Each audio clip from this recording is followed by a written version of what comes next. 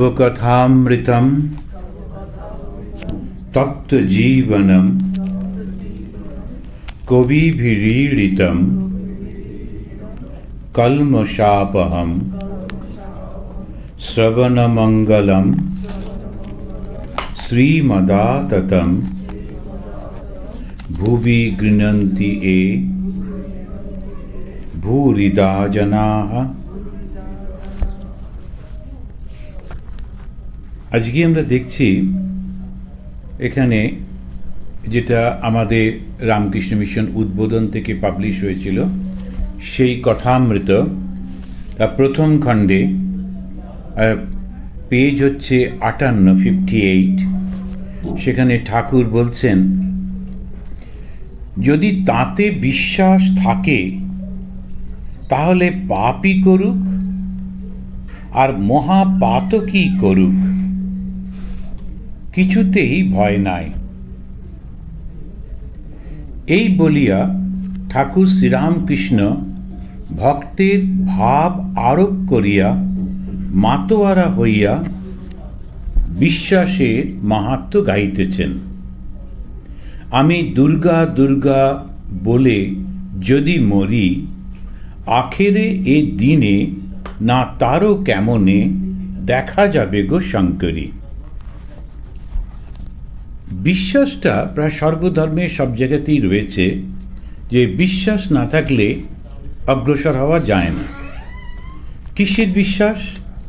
ঈশ্বরের উপর বিশ্বাস। আর কি করে বুঝবো যে ঈশ্বর আছেন? তখন আমরা কালকে একটা জায়গায় গেছিলাম, সেখানে আলোচনা হচ্ছিল এই যে ঈশ্বরের উপর বিশ্বাস এইটি 3 রকমভাবে প্রমাণ করা যায়। যে কোনো জিনিসই হচ্ছে প্রমাণ করতে হয়। তা প্রমাণটা যদি করতে হয় কেমন করে? একটা হচ্ছে প্রত্যক্ষ প্রমাণ, আর একটা হচ্ছে অনুমান প্রমাণ, আর একটা শব্দ প্রমাণ। কোনো কোনো ফিলোসফি আরও বেশি করে করে বলেছে, প্রায় 5টা-6টাও আছে নানান রকমভাবে। বেদান্ত মেনলি এই 3টের উপরেই জোর দেয়। প্রত্যক্ষ প্রমাণ, যখনই আমরা নিজেরা কেউ কিছু চোখে দেখি, কানে শুনি, হাত দিয়ে অনুভব করি, জিভ দিয়ে আমরা অনুভব করি, টেস্ট করি, আর তারপরে গন্ধের মাধ্যমে আমাদের এই যে 5টা ইন্দ্রিয় আছে, এই 5টা ইন্দ্রিয় দিয়ে যেগুলো আমরা করতে পারি ওটাকেই আমরা বলি প্রত্যক্ষ। কিন্তু আমাদের নিজেদেরই প্রত্যেকেরই অভিজ্ঞতা আছে, এই 5টা ইন্দ্রিয়ই কিন্তু আমাদেরকে ভুল বোঝায়। আমাদেরকে অনেক সময় দেখি চোখের সামনে দেখছি এই জিনিসটি, কিন্তু আসলে ওটা নয়। যেমন সেখানে বলছিলাম, বিশেষ করে গরমকালে যখন একটা লম্বা গাড়ি করে আমরা যাচ্ছি, ফাঁকা রাস্তা, দূরে দেখলাম রাস্তার উপরে জল এবং তাতে প্রায় ঢেউও হচ্ছে। বেশ রাস্তায় জল জমে রয়েছে, তার উপরে রিপলস রয়েছে।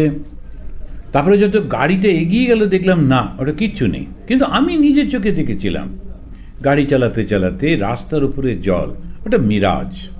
তা কে আমাকে ডিসিভ করলো? কে দেখলো? আমি দেখলাম। কিসের মাধ্যমে? আমার চোখের মাধ্যমে। কি দেখলাম? ভুল দেখলাম। তা কি প্রমাণ হলো? এরকম আমার কানে যে শুনি, তারপরে গন্ধ যে নিই, জিভের টেস্ট, স্পর্শ, এই 5টা ইন্দ্রিয় দিয়ে আমরা যদিও নিজেরাই ডাইরেক্টলি সব করি, কিন্তু তথাপি ওতে ভুল হয়। তাহলে প্রত্যক্ষ যে করব সেটা কেমন করে হবে? তখন এরা বলে অপরোক্ষ অনুভূতি। সেটা একদম ভেতরে নিজের মধ্যে একটা অনুভূতি হয়। সেই অনুভূতিটা যদি সমস্ত বেদ এসেও বলে না এটা ভুল, তাহলেও সেই অনুভূতি থেকে আমরা সরব না, কেননা ওটা আমার সত্য। তাই প্রত্যক্ষ করতে গেলে 5টা ইন্দ্রিয়ের উপর নির্ভর করলে হবে না। চক্ষু, কর্ণ, নাসিকা, জিহ্বা, ত্বক, এই 5টা ইন্দ্রিয় থেকে আমরা কিন্তু ঠিক বিচারটা পাচ্ছি না, সত্যটা কি জানতে পারছি না। তা সত্যটা কি? সত্য হচ্ছে নিজের থেকে যেটা আমরা অনুভব করছি অন্তরের মধ্যে, এটা সাবজেক্টিভ, একেবারে নিজের, সেটা অন্যর মাধ্যমে এটা করা যায় না। একবার যদি সেইটা হয়ে গেল তখন আর বিশ্বাস কখনো টলে না। স্বামীজি এটা খুব সুন্দর কথা বললেন, রিলিজিয়ান ইজ রিয়ালাইজেশন। যখন রিলিজিয়ান ধর্মটা শুরু হয় অনুভবের পর, তার আগে কি হয়, আমরা শুধু এদিক ওদিক ঘুরতে থাকি, অলমোস্ট গ্রোপিং ইন দ্য ডার্ক, ইংলিশে যেমন বলে, অন্ধকারের মধ্যে ঘুরছি, একবার এখানে যাচ্ছি, একবার এটা করছি, একবার সেটা করছি। আর মোস্টলি ধর্মের নামে যেটা আমরা করি সেটা হচ্ছে একটা আনন্দ। তো ধর্মের নামে এই আনন্দগুলোতে বেশি লোকে যায়, তো খুব ভাল লাগে আর কি। তো এন্টারটেনমেন্ট, কিন্তু তার সঙ্গে একটু ধর্মের ভাব রয়েছে, তখন নিজেদের ভাল লাগে। খারাপ কিছু নেই, কিন্তু ওটা কিছু বুঝতে পারি না, তাতে খুব একটা উপকার হয় তাও না। ইমোশনাল, অনেকে কেঁদে টেঁদে ফেলেন, মানে কাঁদছেন ইত্যাদি, কিন্তু তাতেও জ্ঞান লাভ হবে না। সেদিন ভগবান যেটা বলছেন, বিশ্বাস আর ভক্তি, তাকে ভক্তিতে সহজে পাওয়া যায়, তিনি ভাবের বিষয়। আজকে আমাদের বেদান্ত সোসাইটিতে সকালবেলায় যে আলোচনাটা হলো, সেটা হচ্ছে একদম পিওর অদ্বৈতিক আলোচনা। তো সেখানে আমাদের দত্তাত্রেয় অবধূত, তিনি বলছেন আমি ছাড়া দ্বিতীয় কোনো কিছু নেই। তো আমাদের বিষয়টা ছিল how to live the realised life, after the realisation how to live. এখন সেইটি যদি করতে হয়, সেই যে পথ, ওটাও পথ, কিন্তু অত্যন্ত কঠিন। ঠাকুর বলছেন বিশ্বাস আর ভক্তি। বিশ্বাসটা কি? এখন বিশ্বাসের প্রথম যেটা, আমি এই মুহূর্তে ডাইরেক্টলি কিছু জানতে পারলাম না, প্রত্যক্ষ হলো না, তাহলে কি সেকেন্ড? অনুমান প্রমাণ। যখন আমি অনুমান করি, তো অনুমান থেকে আমি বুঝি না এটাও হবে। যেমন আমি যখন দেখলাম ভগবান শ্রীরামকৃষ্ণ, তিনি যখন কথা বলছেন ভগবান সম্পর্কে, ঈশ্বর সম্পর্কে, মা কালী সম্পর্কে, তখন কেমন করে বলছেন, তিনি সম্পূর্ণভাবে ওইটার মধ্যে একেবারে ডুবে যাচ্ছেন। শ্রীরামকৃষ্ণের মধ্যে দিয়ে আমরা কত রকমের সেই প্রমাণগুলো পাচ্ছি। যখন চৈতন্য মহাপ্রভুকে দেখি, তখনও আমাদের সেইগুলো দেখতে পাই যে তিনি কি অসাধারণভাবে, চৈতন্য মহাপ্রভু, তিনি সম্পূর্ণভাবে ওই ঈশ্বরের মধ্যে ডুবে যাচ্ছেন।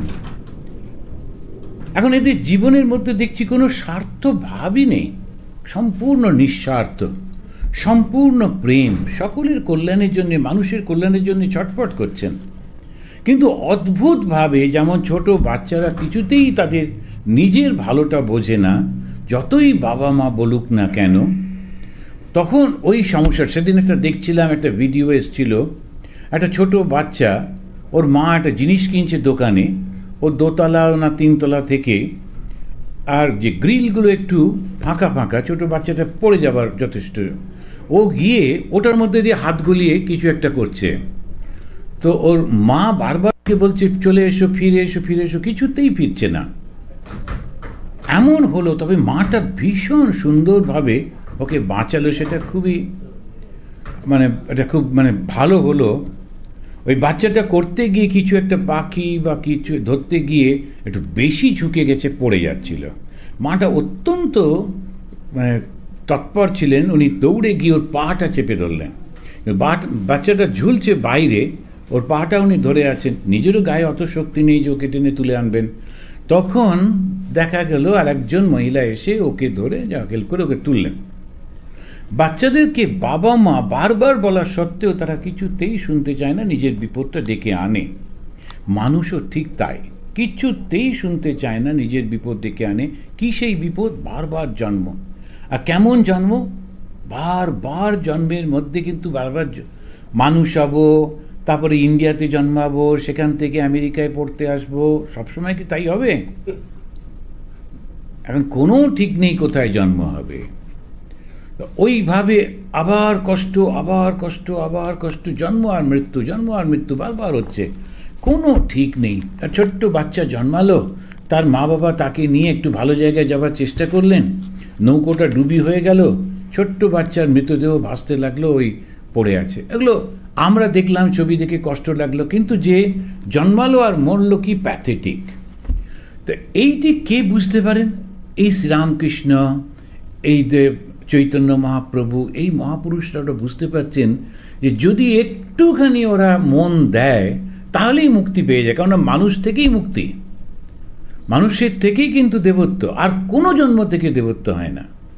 তো সেইটা উনি বলছেন, বিশ্বাস আর ভক্তি, তো বিশ্বাস করতে গেলে ডাইরেক্ট যে পারসেপশন সেটা থেকে হলো না, ডাইরেক্ট যে আমাদের অনুভূতি, রিয়ালাইজেশন, আচ্ছা এখন এই মুহূর্তে হচ্ছে না।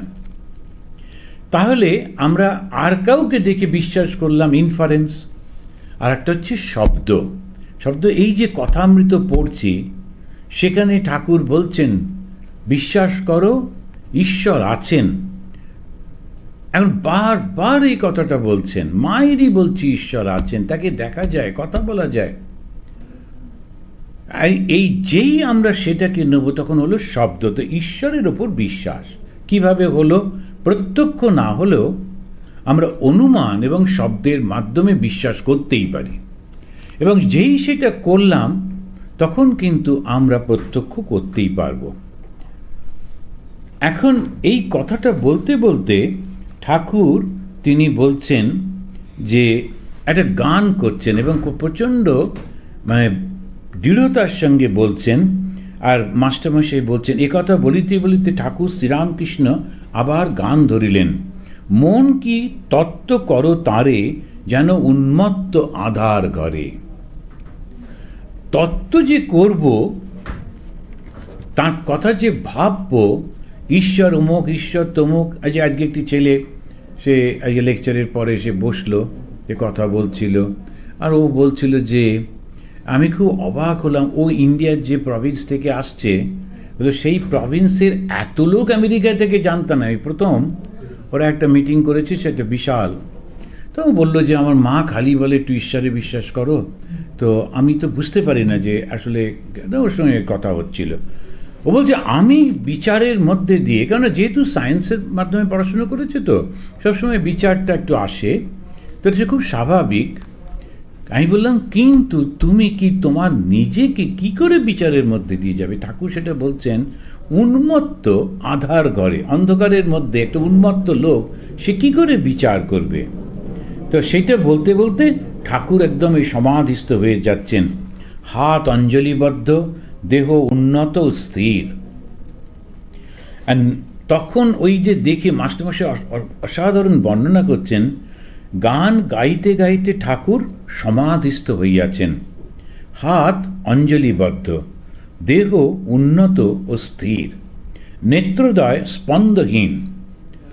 সেই বেঞ্চের উপর পশ্চিমাস্য হইয়া পা ঝুলাইয়া বসিয়া আছেন, সকলে উদ্গ্রীব হইয়া এই অদ্ভুত অবস্থা দেখিতেছেন। পণ্ডিত বিদ্যাসাগরও নিস্তব্ধ হইয়া এক দৃষ্টি দেখিতেছেন।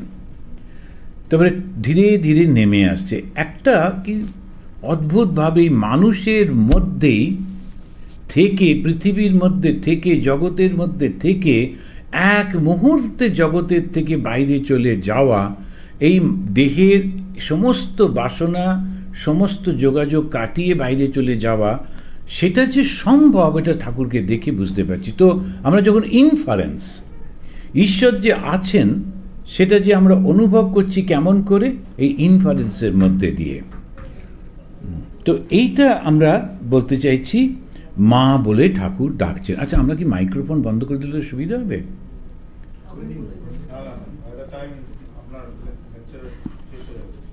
আচ্ছা আচ্ছা, এবারে উনি রামপ্রসাদের একটা কথা বলছেন। প্রসাদ বলে মাতৃভাবে আমি তত্ত্ব করি যারে, সেটা চাতরে কি ভাঙবো হাঁড়ি, বোঝ না মন ঠারে ঠোরে। যারা বাংলা না জানেন এদেরকে ট্রান্সলেশনের মধ্যে দিয়ে এগুলো বোঝানো খুব কঠিন। আমার মনে হয় হয়তো কেউ কেউ পারেন, খুব সুন্দর ট্রান্সলেশন, কিন্তু একই অসাধারণভাবে রামপ্রসাদ বোঝাচ্ছেন মাতৃভাবে। রামপ্রসাদ তো মা কালীর ভজনা করতেন, যে তত্ত্ব করি, তত্ত্ব মানে হচ্ছে একটা ফিলোসফি, তত্ত্ব মানে একটা আইডিওলজি। এখন সেই তত্ত্বটা যেটা আমি বিচার করছি মা কালীর মধ্যে দিয়ে, সেইটা কি আমি বাজারে বললে, চাতরে মানে হচ্ছে বাজারে, সবার মাঝখানে বললে সেটা কি লোকে বুঝতে পারবে? হাঁড়ি ভাঙা মানে একটা মানে বেঙ্গলি প্রভাব, যে হাঁড়ি ভাঙা মানে সব কিছু প্রচার করে দেওয়া, প্রকাশ করে দেওয়া। অনেক কিছু আছে যেগুলো একদম ভেতরে অনুভব, যে চাইলেও প্রকাশ করা যায় না। বোঝ না রে মন ঠারে ঠোরে। ঠারে ঠোরে মানে ইঙ্গিতে বুঝতে হবে, ঠারে ঠোরে হচ্ছে ইঙ্গিতে। এখন চোখের ভাবে বোঝা যায় যে কী করতে হবে না করতে হবে। তা এই নয় যে মুখে বলল, জাস্ট চোখ দিয়ে সঙ্গে সঙ্গে ওটা বোঝা গেল। এটা হচ্ছে ইঙ্গিত। খুব সুন্দর একটা ছবি বেরিয়েছিল, মজারই ছবি। রাহুল তো একটু ইয়াং ম্যান, তো খুব সুন্দর একটা বক্তৃতা করলো। তারপরে পার্লামেন্টের মধ্যে গিয়ে মোদিকে একটু জড়িয়ে ধরলো, খুব সবাই ইমপ্রেসড হলো, কিন্তু একটু ভুল করে ফেললো।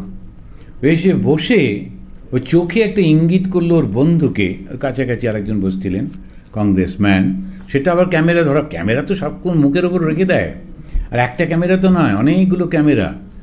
এখন ওর মুখের উপর ছিল, ওটা দেখলো যে ও ব্লিঙ্ক করলো ওর বন্ধুকে, মানে এতক্ষণ যেটাই বললো ওটা সত্যি না, ওটা একটা মজা করলো। ফলে পুরো জিনিসটাই নষ্ট হয়ে গেল একটা গোলমালে। তো ঠাড়ে ঠোরে হচ্ছে ইঙ্গিতে বোঝালো এটা আমি সত্যি সত্যি করছি না, যে গিয়ে প্রধানমন্ত্রীকে আমি আলিঙ্গন করতে যাচ্ছিলাম, ওটা এমনি। তো এখন এই পুরো ব্যাপারটাই ঠাড়ে ঠোরে হয়ে গেল। এখানে ঠিক উল্টো বলছেন রামপ্রসাদ, আমি কেমন করে তোমাকে বোঝাবো। রামপ্রসাদ মনকে বলছে ঠাড়ে ঠোরে বুঝতে। এই বুঝতে বলছে যে বেদে যাকে ব্রহ্ম বলেছে তাকেই আমি মা বলে ডাকছি। ঠাকুর প্রকৃতিস্থ হয়েই কথাগুলো বলছেন। যিনি নির্গুণ তিনি সগুণ, যিনি ব্রহ্ম তিনি শক্তি, যিনি নিষ্ক্রিয় বলে বোধ হয় তাকেই ব্রহ্ম বলি। যখন ভাবি সৃষ্টি স্থিতি প্রলয় করছেন তখন তাকে আদ্যাশক্তি বলি, কালী বলি। ব্রহ্ম আর শক্তি অভেদ। এই ঠাকুরের এই কথাগুলোর মধ্যে দিয়ে বহু বহু বছর ধরে যে ঝগড়া চলে আসছিল, যে সেইগুলো সব মিটে যায়। কিছু লোক আছেন যারা একদম অদ্বৈতেন, তারা কিছুতেই অন্য কিছু মানতে চান না, তারা এইটাকেই ধরে থাকেন। ঠাকুর বলছেন ওরা হচ্ছে এক রোকা, এক গুঁয়ে, ওটা আমার পছন্দ নয়। তো যারা ভগবান শ্রীরামকৃষ্ণের ভাব নেয়, ওইটা আমার একটু মনে রাখতে হবে, যারা ঠাকুরের ভাব নেন তারা সবগুলো একসঙ্গে নেন, সমস্ত কিছু একসঙ্গে নেন। স্বামী বিবেকানন্দ একটা সিম্বলের মধ্যে দিয়ে এই ঠাকুরের ভাবটা কি অসাধারণ প্রকাশ করেছেন। রামকৃষ্ণ মিশনের সিম্বলটা যেটা আমরা দেখি, সেটা একটা বড় সাপ ঘিরে রয়েছে, সেটা হচ্ছে যোগ। তার মধ্যে ঢেউ, সেটা হচ্ছে কর্ম। একটা পদ্ম, সেটা হচ্ছে ভক্তি। আর সূর্য উঠছে, উদিত সূর্য, ওটা হচ্ছে জ্ঞান। তো চার রকমের জিনিসটাকে এক জায়গায় করলে ওটা শ্রীরামকৃষ্ণের ভাব। আর তখন ওর মধ্যে ওই রাজহংস তিনি বিস্তার করছেন সেইটা। তেমন খুব সুন্দর করে বলছেন এই আদ্যাশক্তি মহামায়া, ইনি কিন্তু ব্রহ্ম আর অভেদ। এটা হচ্ছে ঠাকুরের ভাব। তিনি কখনো কখনো জ্ঞানী, কখনো বা ভক্তি। তাকেই মা বলে ডাকা হচ্ছে। মা বড় ভালোবাসার জিনিস কিনা। আবার বলছেন চিত্ত তদ্গত হওয়া তাকে খুব ভালোবাসা। তদ্গত বাংলা, কিন্তু আবার সংস্কৃতও বটে। তদ মানে সেইটা, সেটা কি ঈশ্বর। তাতে গত হওয়া, গিয়ে মিলিয়ে যাওয়া। যখন ঈশ্বরে গিয়ে চিত্তটা মিলিয়ে যাচ্ছে, যখন আমরা ধ্যান করি, তখন আমাদের গুরুদেব যে মন্ত্র দেন তাতে একটা ইষ্ট দেবতা বা দেবী থাকে, কিংবা একটা সিম্বল থাকে। এখন ইষ্ট দেবতার ধ্যান করতে করতে যখন আমার মনটা তার মধ্যে মিলিয়ে গেল, তখন কিন্তু আমি দেখতে পাই না যে আমি ধ্যান করছি। আমি দেখি যে আমার ইষ্ট দেবতা কিংবা ইষ্ট দেবী তিনিই বসে আছেন, আর কিছু দেখা যাচ্ছে না। তাকে বলে তদ্গত হওয়া।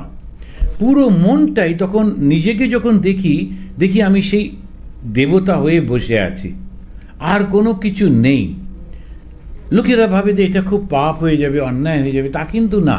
তখন পুরোটাই ট্রান্সফরমেশনটা হচ্ছে তদ্গত হওয়া। গত মানে বিলীন হয়ে যাওয়া। কিসে? তত্ত্বে কি? ঈশ্বরে।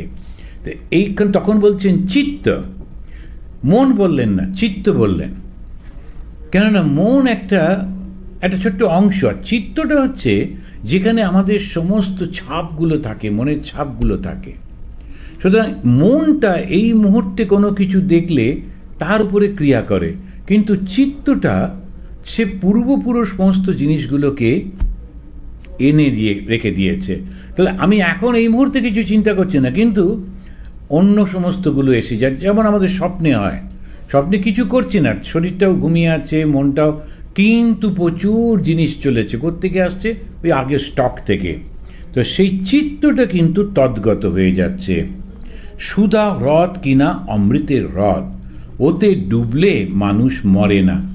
ওই সময় আমরা মনে করি যে পুরোটা বোধহয় হারিয়ে গেল, তা কিন্তু না। কেউ কেউ মনে করে বেশি ঈশ্বর ঈশ্বর করলে মাথা খারাপ হয়ে যায়। তা নয়। এই যে সুধার হ্রদ, অমৃতের সাগর, বেদে তাকে অমৃত বলেছে, এতে ডুবে গেলে মরে না, অমর হয়। পূজা, হোম, যাগ, যজ্ঞ কিছুই কিছু নয়। যদি তার উপর ভালোবাসা আসে, তাহলে এসব কর্মের বেশি দরকার নেই। যতক্ষণ হাওয়া পাওয়া না যায় ততক্ষণই পাখার দরকার। যখন দক্ষিণে বাতাস আপনা আপনি আসে, তখন পাখা রেখে দেওয়া যায়। আর পাখার কি দরকার? তুমি যেসব কর্ম করছো, এসব সৎকর্ম। যদি আমি কর্তা এই অহংকার ত্যাগ করে নিষ্কামভাবে করতে পারো, তাহলে খুব ভালো। আবার আরেকটা, এটাই হচ্ছে হিন্দু ধর্মের বৈশিষ্ট্য।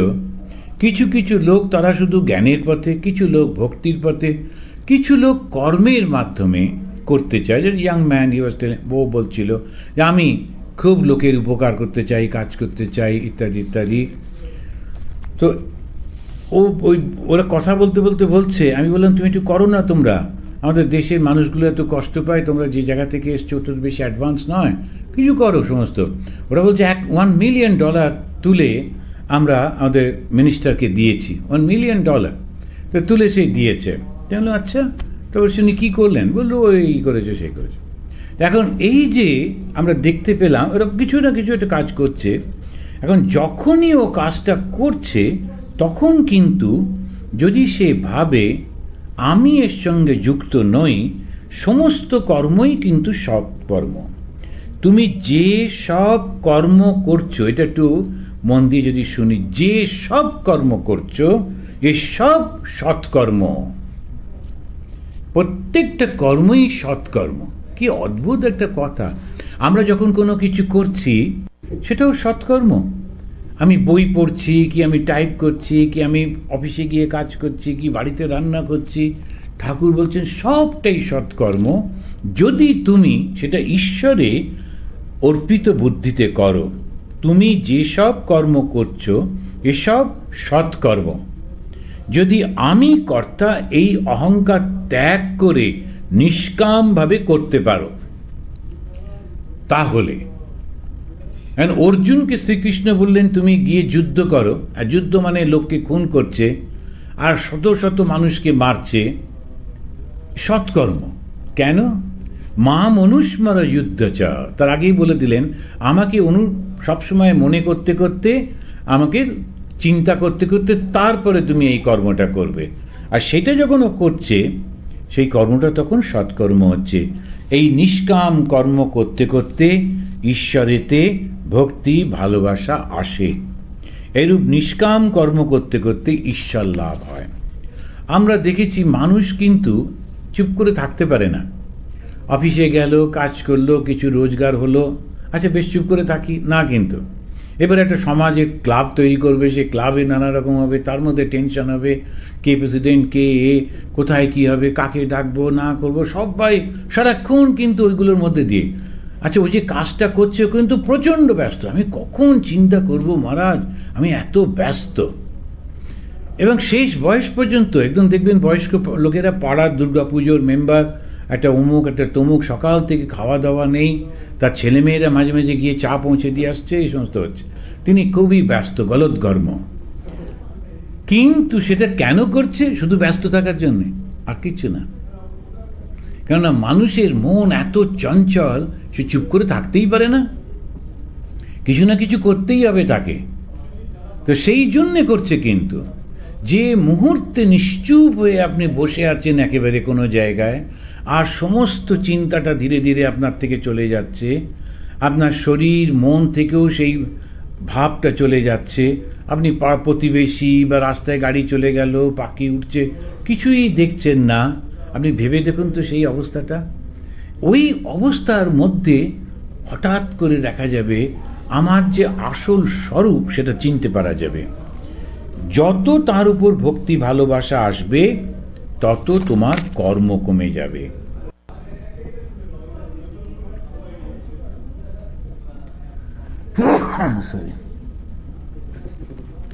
বলে উনি একটা উদাহরণ দিচ্ছেন, তারপরে বলছেন, অন্তরে সোনা আছে, এখনো খবর পাও নাই, একটু মাটি চাপা আছে। যদি একবার সন্ধান পাও অন্য কাজ কমে যাবে, তো আরো এগিয়ে যাও।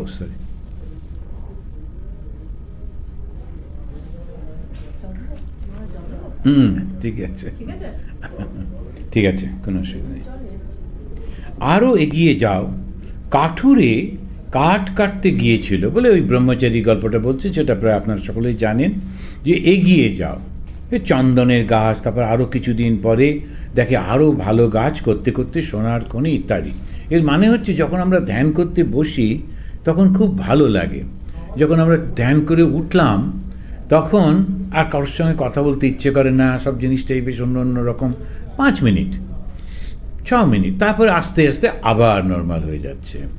কিন্তু ওই যে একটুখানি আমরা 1 ঘন্টা বসেছিলাম, তারপরে যখন উঠলাম তখন যে অনুভূতিটা হলো সেটা তার থেকে অনেক বেশি হয়ে যাচ্ছে যদি আমরা আর একটু করতে পারি, বিভিন্ন সময়ে যদি করতে পারি। সারাদিনে যদি 4 বা 4 ঘন্টা ধ্যান করতে পারি তাহলে ওর রেস্টটা সারাদিন থেকে যায়। তো এই রকমভাবে যদি এগোতে থাকি তখন দেখা যাবে জীবনের শেষ প্রান্তে গিয়ে সব কিছু করছি কিন্তু কোনো কিছুর মধ্যে নেই, বেশ একটা সিনেমা ভাব, চতুর্দিকে নানা রকম কি হচ্ছে, আমি ওর মধ্যে নেই, আমি দেখছি, অবজার্ভ করছি সবই কিছু, কিন্তু ওর মধ্যে আমি জড়িয়ে যাচ্ছি না। সকলে অবাক ও নিস্তব্ধ হইয়া এই সকল কথা শুনিতেছেন, যেন সাক্ষাৎ বাগদেবী শ্রীরামকৃষ্ণের জিহ্বাতে অবতীর্ণ হইয়া বিদ্যাসাগরকে উপলক্ষ করিয়া জীবের মঙ্গলের জন্য কথা বলিতেছেন। 9টা বাজে, ঠাকুর এইবার বিদায় গ্রহণ করিবেন।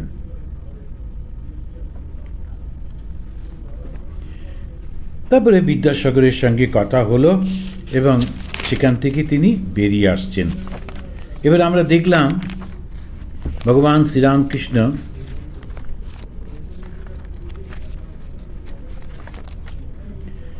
এখানে আমরা আর একটা পরিচ্ছেদে যাব, একটু পরে আজকে শেষ করব। এখন দক্ষিণেশ্বরে কেদারের উৎসব, কেদার একজন ভদ্রলোক, তিনি একটা উৎসব করছেন, সেইটি বলছেন যে ঠাকুর নিজের ঘরের দক্ষিণের বারান্দায় ভক্ত সঙ্গে বসিয়া আছেন। রাম, মনমোহন, সুরেন্দ্র, রাখাল, ভবনাথ, মাস্টার প্রভৃতি ভক্তেরা উপস্থিত। আচ্ছা, এখন বেলা 5টা হয়েছে, আজ রবিবার, অমাবস্যা। এগুলো সমস্ত কিছু খুব সুন্দর করে মাস্টারমশাই লিখে রাখতেন, করে সবটা নিয়ে করছেন। এখন সবাই এবারে একটা গান হচ্ছে, রাম একটি ওস্তাদ আনিয়াছিলেন, তিনি গান গাইয়াছেন। ঠাকুর গানের সময় ঠাকুর সমাধিস্থ হইয়া ঘরের ছোট খাটটিতে বসিয়াছিলেন। মাস্টার ও অন্য ভক্তরা তার পাদ মেলে বসেছেন। ঠাকুর কথা কইতে কইতে সমাধি তত্ত্ব বুঝাইতেছেন। সচ্চিদানন্দ লাভ হলে সমাধি হয়। এখন এত সিম্পলভাবে বলছেন যেন এটা কিছুই না। সমাধি একটা মানুষের জীবনের শেষ প্রাপ্তি। সচ্চিদানন্দ লাভ হলে সমাধি হয়, তখন ত্যাগ হয়ে যায়, কর্মত্যাগ হয়ে যায়। এই কথাটা প্রায় ঠাকুর বলছেন। এই কর্মত্যাগ কিভাবে? কর্মত্যাগ হচ্ছে এই জগতে আমাকে কিছু করতে হবে, মানুষ কত কষ্টে রয়েছে, আমাকে কিছু করতে হবে, আর তারপরে এইটা করবো সেইটা করবো, নানান রকম। কেউ কেউ বই লিখছে, কেউ এই করছে, কেউ সেই করছে। শঙ্করাচার্য তিনি সারা ভারতবর্ষ ঘুরে ঘুরে প্রচার করছেন, যদিও ওদের মধ্যে কোনো রকমভাবে এই ভাবটা ছিল না যে বন্ধনের, কিন্তু তথাপি উনি কর্ম করতেন। স্বামী বিবেকানন্দ তিনি কি প্রচণ্ড কর্ম করতেন, কর্মের জন্য উৎসাহিত করতেন। কিন্তু যখন ওই কাশ্মীরে অমরনাথে গেলেন, গিয়ে শিবকে দর্শন হলো, সেই শিবই তার নিজের স্বরূপ, তিনি নিজেই স্বয়ং শিব। ঠাকুর বলেছিলেন ও যখন নিজের রূপটা জানতে পারবে আর থাকবে না। সেই যে ফিরে এলেন, আর কাজের কথা বলেন না। তারপরে শেষের দিকে একটা অদ্ভুত কথা বলে চলে যাচ্ছেন, যাই প্রভু যাই। চিঠিটা কি অদ্ভুত একদম লিখেছেন, যাই প্রভু যাই, মৃতের সৎকার মৃতেরা করুক, যাই প্রভু যাই। এখন এই যে জগতে স্কুল করতে হবে, কলেজ করতে হবে, এইটা প্রচার করতে হবে, ওইটা প্রচার করতে হবে, পরে সেই স্বামী বিবেকানন্দ কি বললেন, একদম চূড়ান্ত বেদান্তর অবস্থা থেকে বলছেন, নেই তো এরা, জগৎটাই তো নেই, সব কিছুই তো মায়ার ওপরে সব খেলাগুলো চলছে। যতক্ষণ আমি অন্যকে সেবা করছি, ভেবে কাজ করছি, ভাবতে ভাবতে, তখন আমার মনটা পবিত্র হচ্ছে। হতে হতে আমি দেখলাম আমি ছাড়া তো জগৎ কিছু নেই। এখন একটা ছোট মেয়ে তার নিজের ছায়াটাকে ধরবার জন্য ছুটে বেড়াচ্ছে, কিছুতেই তার ছায়াটাকে ধরতে পারছে না। তখন একজন বসে বসে লক্ষ্য করছিলেন, বললেন তুমি বসে পড়ো। তখন বসলো, বললো এইবারে ছায়াটাকে ছুঁয়ে নাও। তখন একটুখানি ওর যে ছায়াটা বসে পড়েছে ওর টক করে সেটা ছুঁতে পারলো, দৌড়েলো, তো ছায়াটাও ছুটছে। তো কর্ম যত করছে আরও কর্ম বেড়ে যাচ্ছে। কিন্তু যেই তোমার কর্ম থেকে মনটা, কি কর্ম আমি করছি এই ভাবে যখন কর্ম করছি, সেটা বন্ধন। আমি করছি ভগবানের সেবা করবার জন্যে, সেটা মুক্তি। কেমন করে মুক্তি আসবে? তখন কর্ম করতে করতে নিষ্কর্ম হয়ে যাবে, আর তখন কর্মে মতি থাকবে না। কেন? কেননা কর্ম বলে কোনো কিছু নেই তো, দরকারও তো নেই। সেইটি ওনাকে বলছেন। উনি তখন বলছেন এর থেকে সে বেরিয়ে যেতে পারবে।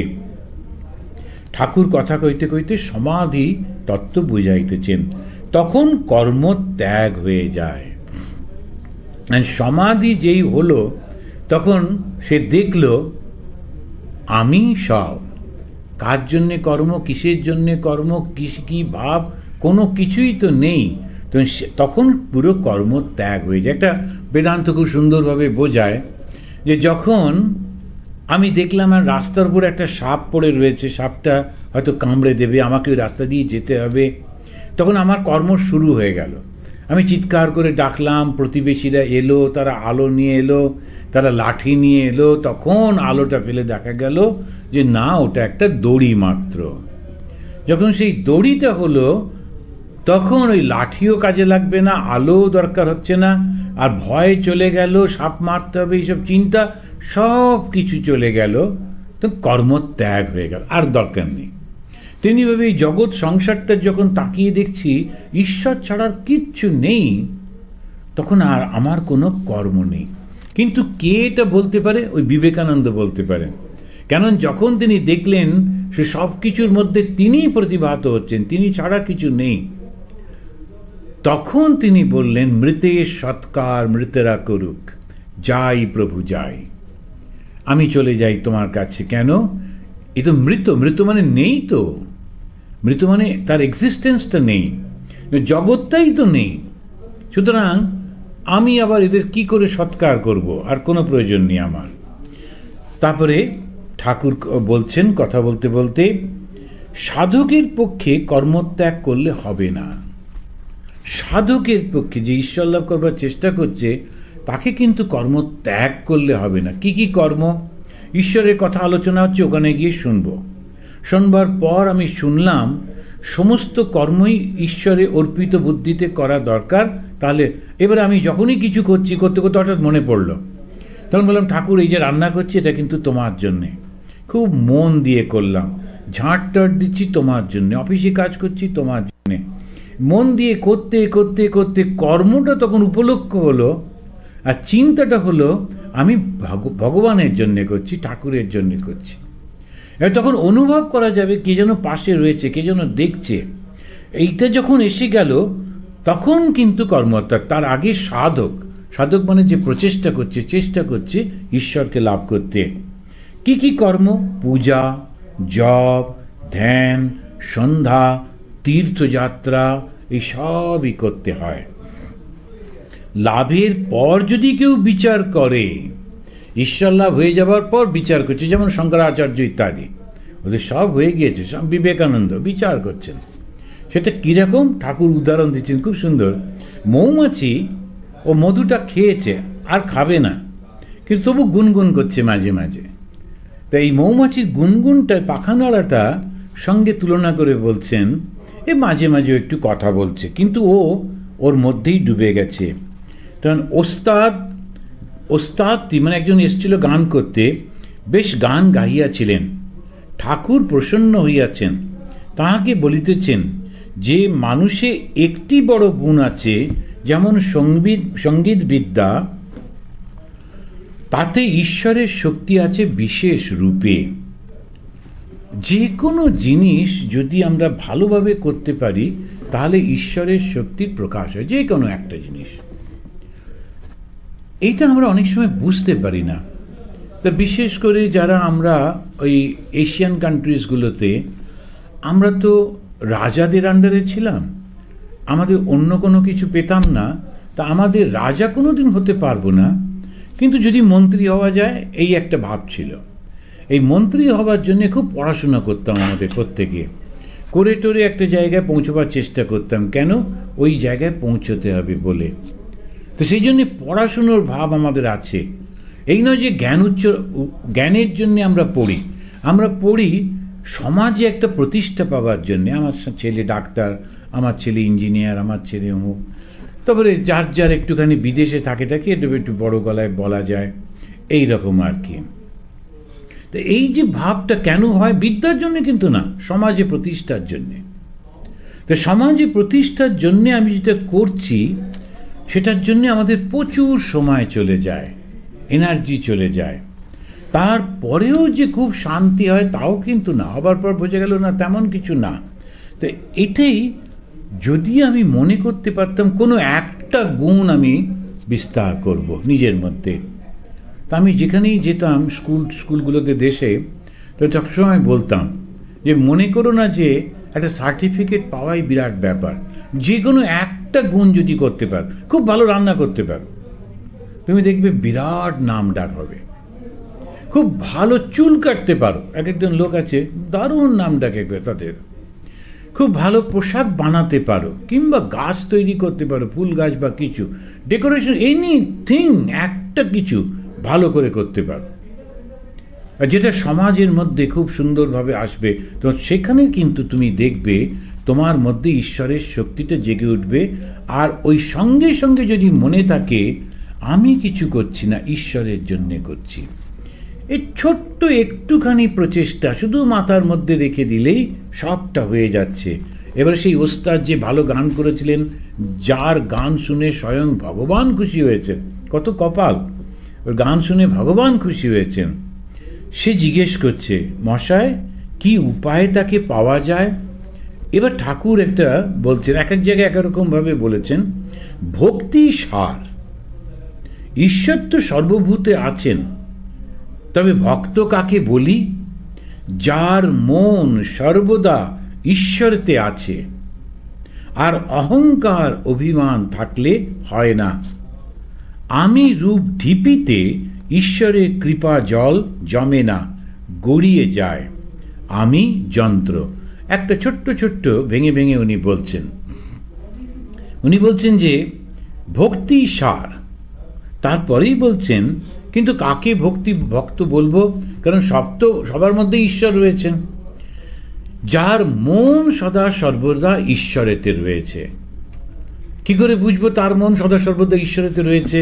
দেখা যায় একটা লোক কোনো কাজ করে না, নামাবলী জড়িয়ে বসে আছে, গায়ে নানান রকমের সব সকাল থেকে এই করে যাচ্ছে, পুজো করছে, তার মন কি ঈশ্বরেতে আছে?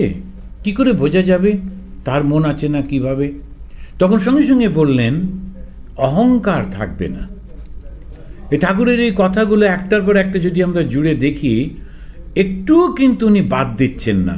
শুনে বলছেন যার মন ঈশ্বরেতে আছে সে হচ্ছে ঠিক ঠিক ভক্ত। কি করে বুঝবো? তারপরেই বললেন অহংকার অভিমান থাকবে না। মানুষের যে অহংকার থাকে, অভিমান থাকে, কিছুতেই ঈশ্বরকে লাভ করতে পারে। কিন্তু বোকামি না, একটা ব্যক্তিত্ব থাকে, খুব সুন্দর ব্যক্তিত্ব থাকে। এই নয় যে তার মধ্যে ব্যক্তিত্ব থাকবে না, একটা জেলিফিশ এক্সিস্টেন্স, যে পাচ্ছে এসে একটুখানি ওকে যা খুশি করে যাচ্ছে। না, আমার তো অহংকার নেই, তাই আমি পড়ে থাকি, যে খুশি এসে যা খুশি, না, তা কিন্তু না। হিন্দিতে একটা কথা আছে, ক্যা मैं क्या मंदिर का घंटा हूँ। তো মন্দিরে যখন লোকেরা ঢোকে, যে ট্র্যাডিশনাল হিন্দু মন্দিরগুলোতে ঢুকলেই সামনে একটা ঘন্টা থাকে, টং করে একটু বাজায়। কেন? ঈশ্বরকে বললো আমি এসেছি, আবার যাওয়ার সময় একবার টং করে বাজিয়ে চলে, আমি আসিনি, চলে যাচ্ছি। তো এরকম চলতে থাকে। ওরা বলে, হিন্দিতে বলে, কে मैं মন্দির কা ঘন্টা হুঁ, যে এসে যা পাচ্ছে একটু করে যাচ্ছে। তা হবে না, ভীষণ ব্যক্তিত্ব থাকে। যেমন শ্রীরামকৃষ্ণের ধারে কাছে কেউ আসতে পারত না। কেন কি, ওনার ওই যে পার্সোনালিটিটাকে ট্রান্সগ্রেস করা যেত না, সেটা তুমি করতে পারবে না। কিন্তু অহংকার নেই। তো অহংকারটা কি? আমি করছি এই বোধটা নেই। তাহলে কি বোধ আছে? ঈশ্বর করছেন। এইটা একটা খুব অদ্ভুত জিনিস। সেই জন্যে ধর্মটা যে কি, কাকে বলে ঈশ্বর লাভ, এইটা যদি বুঝতে হয়, এই কথার ভেতর পাতাগুলো, এর সঙ্গে সঙ্গে একটা উদাহরণ দিলেন। অহংকারটা কীরকম? যেমন একটা উঁচু জায়গা, সেখানে বৃষ্টির জল জমে না, সবসময় নিচে চলে আসে। তা ভগবানের কৃপা জমবে কি করে যদি তা না হয়? তা আমরা এইখানে মনে করতে পারি, যেমন নারদ বলছেন, তদ অর্পিতা অখিল আচারতা তদ বিস্মরমে পরম ব্যাকুলতা ইতি। দুটো ভাব থাকতে হবে। যখন যে কাজ করছি, এই যে পড়ছি, বই পড়ছি, ঠাকুরের কথা আলোচনা করছি, করতে করতে মনের মধ্যে একটা ভালো ভাব আসছে, সংসারের ভাবটা দূরে চলে যাচ্ছে, সংসারের কোনো চিন্তা আসছে না, এতে পূর্ণ হবেই হবে, বুঝি না বুঝি, ভালো কাজের ভালো ফল। এখন যেই এই ভালো ফলটা হলো, সেইটা আমি ঈশ্বরকে অর্পণ করে দিলাম। আর না, আমার এটাও চাই না, আমি তোমাকে চাই। একটু একটু করে এইসব দেওয়ার আমার দরকার নেই, আমি শুধু তোমাকে চাই। এই যে কর্মটা, তদ অর্পিতা, তাকে দেওয়া, অখিল আচারতা, সব রকমের কাজ তাকে দিয়ে দিলাম। তদ বিস্মরণে পরম ব্যাকুলতা, আর যখন ভগবানকে ভুলে যাই, তখন প্রচণ্ড ব্যাকুল হয়ে উঠি, খুব কষ্ট হয় তখন। তারপরে কেদারকে বলছেন, সব পথ দিয়ে তাকে পাওয়া যায়, সব ধর্মই সত্য। আজকে একজন এসেছিলেন, উনি বলছিলেন যে আমাদের সর্বধর্ম নিয়ে একটা ম্যাগাজিন বের করবেন ওদের ক্লাব থেকে, বা ওদের একটা ছোট অ্যাসোসিয়েশন আছে। এখন ঠাকুর হচ্ছেন এর একেবারে হোতা। তো তিনি প্রথমেই বলে দিচ্ছেন, কোনো কিছু নেই, এমনি একটা ক্যাজুয়াল জন্য বলছেন, সব পথ দিয়ে তাকে পাওয়া যায়। এটা এমনি এমনি বলে দিলেন না, অনুভব করবার পর বলছেন। কোনো কিছু অনুভব না করে, শুধু শুনে কোনো কথা বলছেন না, বানিয়ে কোনো কথা বলছেন না, অনুভব করে তারপরে বলছেন। যেমন কেউ কেউ কোনো একটা জায়গা সবকটা রাস্তা চেনে, কোনো ট্যাক্সি ড্রাইভার টাইভার থাকে, খুব চেনে। রাস্তায় জ্যাম হয়ে গেলে, মা কি হবে এখন, এত ট্রাফিক জ্যাম, কোথা দিয়ে যাব? ওগুলো দাঁড়ান, চিন্তা করবেন না। ওর টুক করে একটা গলির মধ্যে ঢুকে পড়লো, টুকটুক করে গিয়ে গিয়ে আবার একটা কোথা দিয়ে বেরিয়ে পড়লো, ঠিক সেখানে পৌঁছে দিল। কেন? ওটা হচ্ছে ওর সম্পূর্ণ অভিজ্ঞতা আছে বলে এটা পসিবল। শ্রীরামকৃষ্ণের যে ধর্ম সম্পর্কে, আধ্যাত্মিকতা সম্পর্কে যত রকম যা আছে সব ওনার জানা, ওই জন্যে এত কনফিডেন্টলি উনি বলে দিচ্ছেন, সব পথ দিয়ে তাকে পাওয়া যায়, সব ধর্মই সত্য। ছাতে উঠা নিয়ে বিষয়, তা তুমি পাকা সিঁড়ি দিয়ে উঠতে পারো, কাঠের সিঁড়ি দিয়েও উঠতে পারো, বাঁশের সিঁড়ি দিয়ে উঠতে পারো, দড়ি দিয়েও উঠতে পারো। আবার একটা আছলা বাঁশ, আছলা আপনারা দেখেছেন কি না, যে বাঁশটার বিভিন্ন রকমের তার যে ছোট ছোট যে ফেকড়িগুলো থাকে, ওর উপরে পা দিয়ে দিয়ে লোকেরা উঠে যেতে পারে। যদি বলো ওদের ধর্মে অনেক ভুল কুসংস্কার আছে, আমি বলি তা থাকলেই বা। এই উদার ভাবটা শ্রীরামকৃষ্ণ ছাড়া কাউকে পাওয়া যায় না। যদি বলো অন্যদের ধর্মে অনেক কুসংস্কার আছে, অনেক খারাপ আছে, থাকলেই বা। সব ধর্মেই ভুল থাকে, ভুল আছে, সবাই মনে করে আমার ঘড়ি ঠিক যাচ্ছে। এখন আমি বাই চান্স জন্মেছি হিন্দু ধর্মের মধ্যে, তা আমি মনে করছি হিন্দু ধর্মটা একদম সঠিক।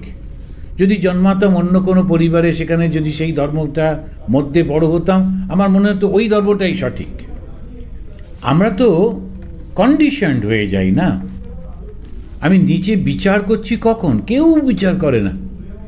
প্রত্যেকটা মানুষ, প্রতিটি লোক, সে কিন্তু অলরেডি কন্ডিশন, তার মনটা অলরেডি টেন্টেড হয়ে রয়েছে।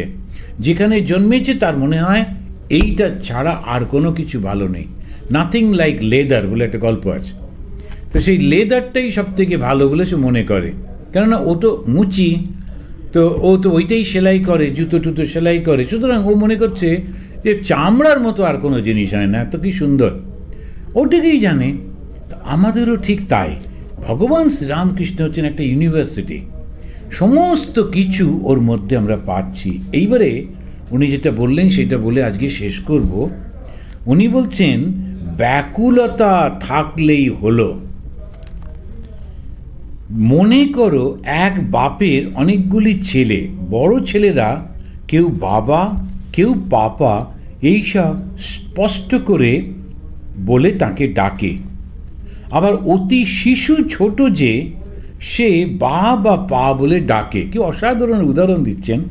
এবং একদম প্রত্যেকটা বাড়িতে এগুলো আমরা পাই।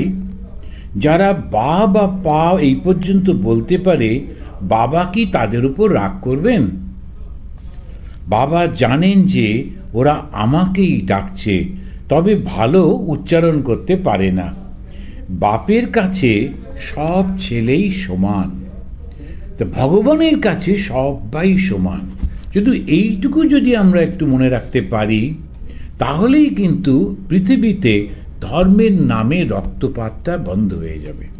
কিন্তু সমস্যা হচ্ছে যারা ধর্মটাকে নিজেদের প্রফেশন মনে করেন, ধর্মটা কি সাধনা নয়, প্রফেশন মনে করেন, ওটার মধ্যে দিয়েই তার থাকা খাওয়া যত সব কিছু, তখন সেই নিজেই এমন সবসময় করতে থাকেন যাতে আর কেউ ওটা শিখে না ফেলে, আর কেউ ওটা জেনে না ফেলে।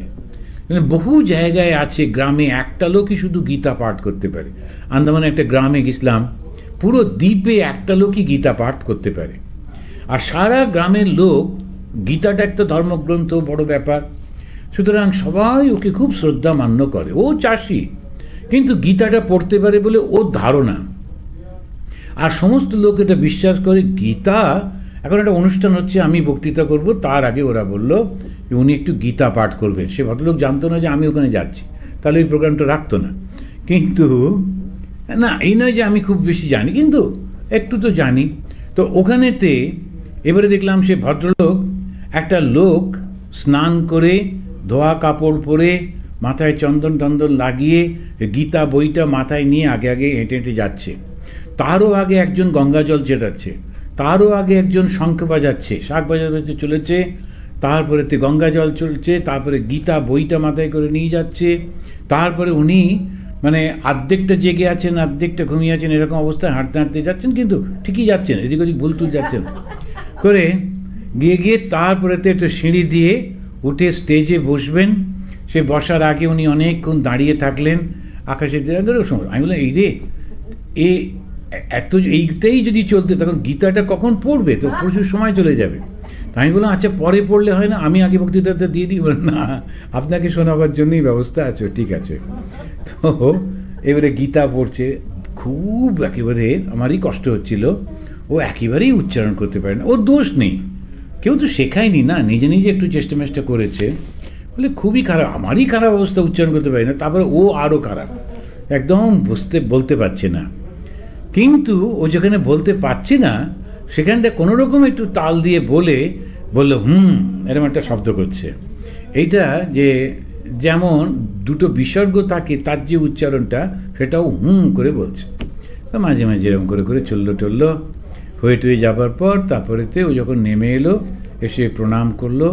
তারপরে আলাদা করে যখন আমরা বসে আছি, আমি ওকে বললাম গীতার ক্যাসেট পাওয়া যায়, আপনি ওই গীতার ক্যাসেটটা শুনে শুনে ওইটা একটু পড়তে থাকুন, আর এত কিছু করার দরকার নেই। লোকে বলছে, না, লোকের মনের মধ্যে ভক্তি আসবে না। এটাও ঠিক, একটু বাইরে এরকম না করলেন ঠিক ভক্তি আসে না। কারণ গ্রামের লোক তো একদম দ্বীপের মধ্যে একটা, সুতরাং তো ওই সব করতো টরতো। এখন ওই লোকগুলো কিন্তু আর কাউকে পড়তে দেবে না। ও কিন্তু কলকাতা থেকে বই এনে যে সবার মধ্যে দেবে বা অন্যকে শেখাবে একেবারে করবে না। কেন?